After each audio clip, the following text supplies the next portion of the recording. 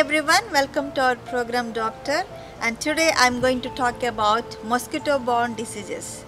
Mosquitoes are very important vectors in the transmission of diseases. Mosquito-borne diseases involve the transmission of viruses, parasites from animal to animal, animal to person and person to person without affecting the insect vectors with symptoms of disease. Coming to the types of mosquito-borne diseases, protozoa, helminthiasis and viruses.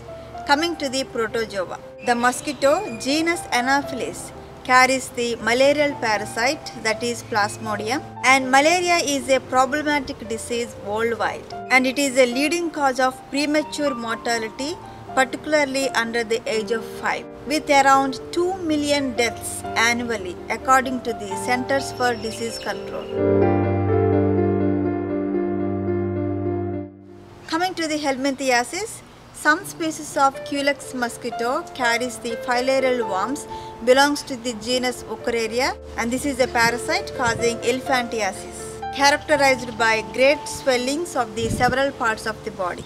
Around 40 million people are living with filariasis disability worldwide. Coming to the viral diseases, yellow fever, dengue fever, chikungunya fever are mainly transmitted by the Aedes aegypti mosquitoes.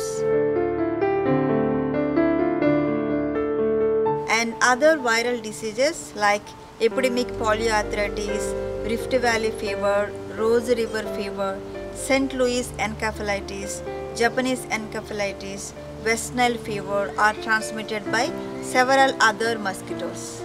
Eastern equine encephalitis and Western equine encephalitis are the most serious mosquito-borne diseases in United States because of the high mortality rate.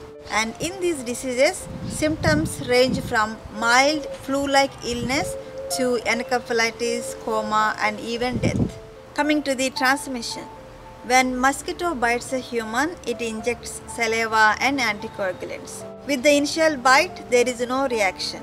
But with the subsequent bites, the body's immune system develops antibodies and a bite becomes inflamed and itchy within 24 hours. This kind of reaction is usually seen in young children.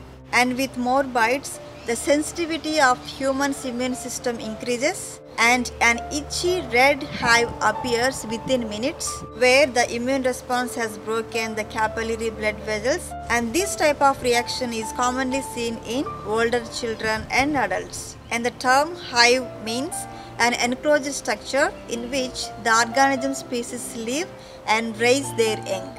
And some people hypersensitive with bites causing blistering, bruising and large inflammatory reactions is known as Skeeter syndrome.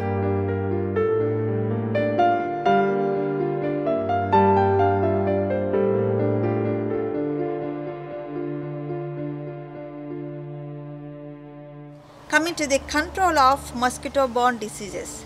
As I said, when a mosquito bites, it injects saliva and anticoagulants into the blood, which may also contain disease-causing viruses and parasites. And this cycle can be interrupted by killing the mosquitoes and isolating infected people from all mosquitoes while they are infectious, and also vaccinating the exposed population. So this is about the introduction of mosquito-borne diseases.